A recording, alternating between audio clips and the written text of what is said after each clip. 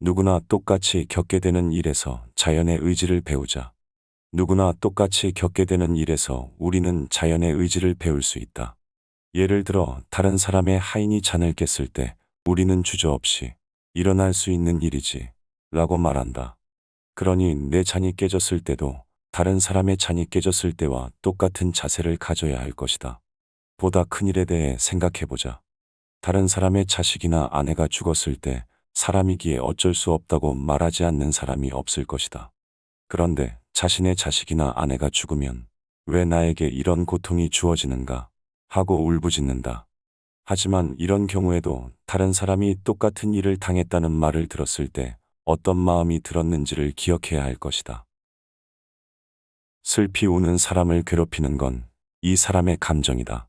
자식이 멀리 떠났거나 재산을 잃고 슬피 우는 사람을 봤을 때 겉으로 드러나 보이는 시련 그 자체에만 매달려서는 안 된다.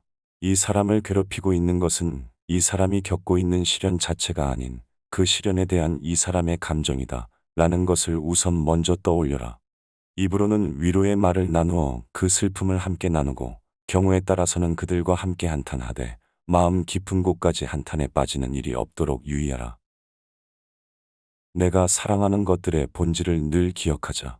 내 마음을 즐겁게 해주는 것, 내 결핍을 채워주는 것, 내가 사랑하는 것, 이런 것들을 대할 때면 아무리 하찮은 것이라도 그것의 진정한 본질이 무엇인지 늘 기억하라. 예를 들어 애지중지하며 아끼는 도자기가 있다면 내가 사랑하는 것은 질그릇임을 기억하라.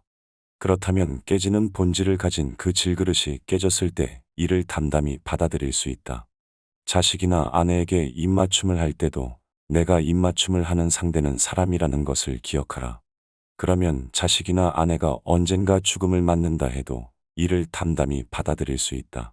누군가로 인해 괴롭다면 내 감정부터 돌아보자. 억울한 일을 당하거나 폭행을 당해 모욕감을 느꼈다면 그 모욕감은 그러한 행위에 대한 내 사사로운 감정 때문이라는 것을 기억하라. 누군가로 인해 괴로움을 느낀다면 그 괴로움은 상대방에 대한 내 사사로운 감정으로 인한 것이다. 겉으로 드러나는 모습에 대한 내 감정에 사로잡히지 않도록 먼저 노력하라. 일단 시간을 두고 인내할 수 있게 되면 자신을 다스리기가 보다 수월해진다. 불운은 당하지 말라고 벌어지는 것이 아니다. 관역은 마치지 말라고 세워놓은 것이 아니듯이 세상에서 일어나는 모든 불운도 본질적으로는 당하지 말라고 벌어지는 것이 아니다. 우리를 괴롭히는 것은 행위 그 자체가 아니다.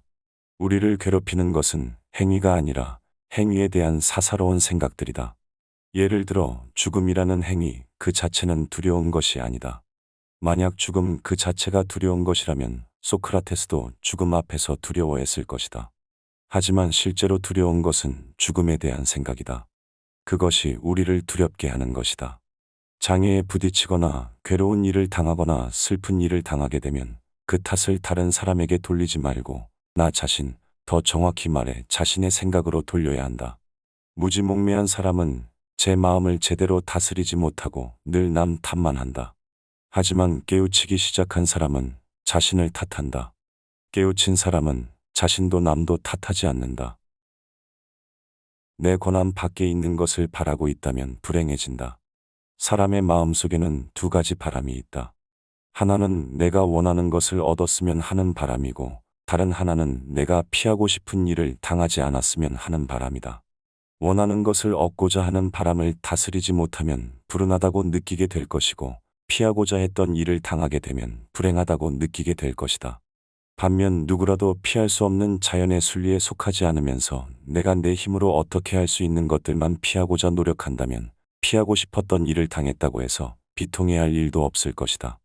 질병, 죽음, 빈곤 등과 같이 누구도 피할 수 없는 자연의 순리를 피하고자 한다면 그런 일을 당하고 비통함을 느낄 수밖에 없다. 그러니 자연의 순리상 당연한 일도 아니고 내 힘으로 어떻게 할 수 있는 것도 아닌 일을 당하지 말았으면 하는 바람을 전부 지워버리고 그 대신 내 힘으로 어떻게 할 수 있는 일들을 피하고자 하는 바람으로 마음을 돌려라. 하지만 지금 당장은 모든 바람에서 완전히 벗어나라. 내 권한 밖에 있는 것을 바라고 있다면 불행해질 것이다. 다만 그 바람을 향해 매진하고 그것을 얻고자 하는 노력만 기울여라. 그리고 이렇게 노력하고 매진하는 가운데서도 늘 예외를 인정하고 거기에 지나치게 얽매이지 않도록 유의하라. 에픽테토스로 대표되는 스토아 철학은 그리스 로마 사회에 가장 영향력 있는 철학이었고, 현대 사회에 이르러서도 서구 사회의 종교 문학 윤리의 기본 틀을 구성하고 있는 것은 물론 현대 심리치료학에까지 큰 영향을 끼쳤다. 에픽테토스는 현실에 적용 가능한 구체적이고도 실천적인 살아있는 철학을 가르쳤으므로 그의 가르침은 모두 삶의 필수품처럼 늘 머릿속에 담아두고 있다가 필요할 때 삶의 태도와 방향을 제시하는 길잡이 역할을 한다. 현실이 혹독하고 암담하다며 좌절하고 힘들어하는 현대인에게 에픽테토스의 철학을 권한다. 필요한 상황에서 즉시 반시작용처럼 그의 가르침을 무기로 삼거나 혹은 구급약품으로 대처할 수 있다면 그 어떤 역경과 어려움 앞에서도 굴하지 않고 꿋꿋하게 살아남아 최후의 승리자가 될 수 있을 것이다.